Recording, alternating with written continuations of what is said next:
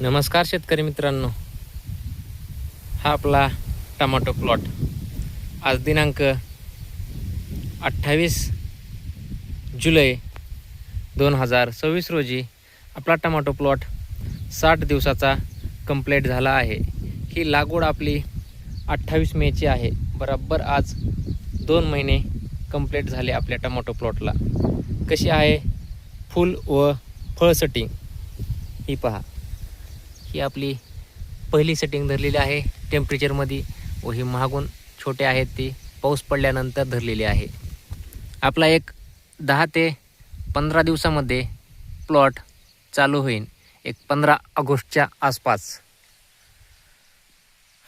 वातावरणामध्ये खूपच दररोजच एक टाइम ऊन येतो, दुसऱ्या टायमाला पाऊस येतो व तिसऱ्या टायमाला झिमझिम पाऊस येतो डबल।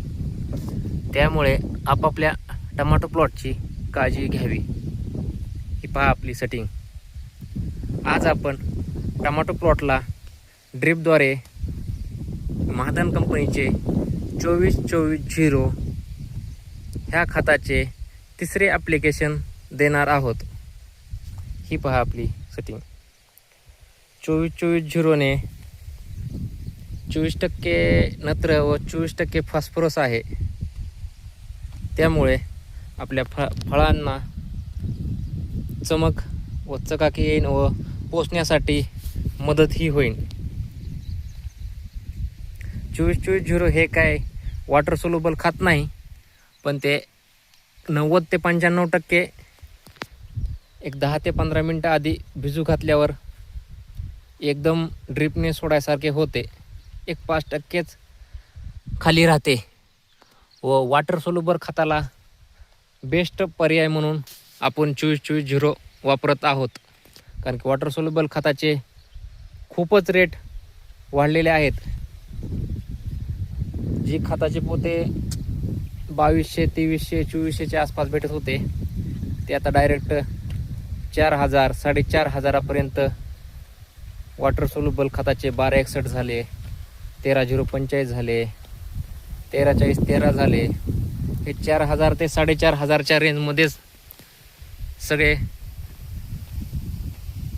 खतांचे पोते गेले आहेत। त्यामुळे 24-24-0ची बी आता किंमत वाढली आहे। पहिले 1700 ते 1800 रुपयाच्या आसपास मिळत होते, तेच आता 2200 ते 2100 रुपयाच्या आसपास भेटू लागले आहे। तरी बी हे 50 किलो येतो व ती 25 किलो येतोय। ही पहा आपल्या संपूर्ण टमाटो प्लॉट कशी आहे सेटिंग।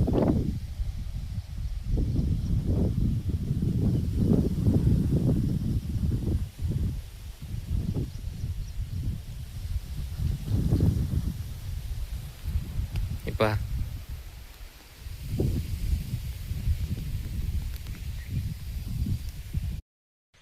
हे आपण घेतले आहे महाधन कंपनीचे 24-24-0। ह्या आहे 60 लिटरचा बॅलर। हे आपण घेतले असेल 8 ते 10 किलो। एक 15 ते 20 मिनटं सोडण्याच्या अगोदर आपण पाण्यामध्ये भिजू घातले तर 24-24-0 एक 95% ते 90%च्या आसपास पूर्ण वॉटर सोल्युबल खत बनते। आपण थोडे जास्त पाणी घेणार आहोत आज। हा 60 लिटर व ही 20 लिटरची बकेट। त्यामुळे 24-24-0 विगरण्यासाठी काहीही अडचण येणार नाही। आपण ह्या प्लॉटला सोडून देणार आहोत। ह्या जुन्या प्लॉटचे आपण एक 4 ते 5 दिवसात सगळे स्ट्रक्चर हे सगळे घाण काढून नवीन लागवड करण्याचे नियोजन करणार आहोत। कसा आहे टमाटो प्लॉट कमेंटमध्ये सांगा। ही पहा सेटिंग चांगली झालेली आहे। फक्त आपला एकच प्रॉब्लेम आहे ह्या वातावरणामध्ये, तो म्हणजे फळावर येणारा काळा डाग व लवकर येणारा करपा, उशिरा येणारा करपा, तो बी हा दररोज रिमझिम पाऊस आहे त्यामुळे हा प्रॉब्लेम येत आहे. आमच्या इकडं केज तालुक्यामध्ये, आमच्या इलाक्यामध्ये 1 जूनला चांगला मोठा पाऊस झाला होता. त्यानंतर दररोज भुरभुरच आहे. ज्यांच्या भागामध्ये पाऊस कमी आहे त्यांना इतक्या फवारणी घ्यायची गरज नाही. आपण फवारणीचं नियोजन उद्याच्याला करणार आहोत.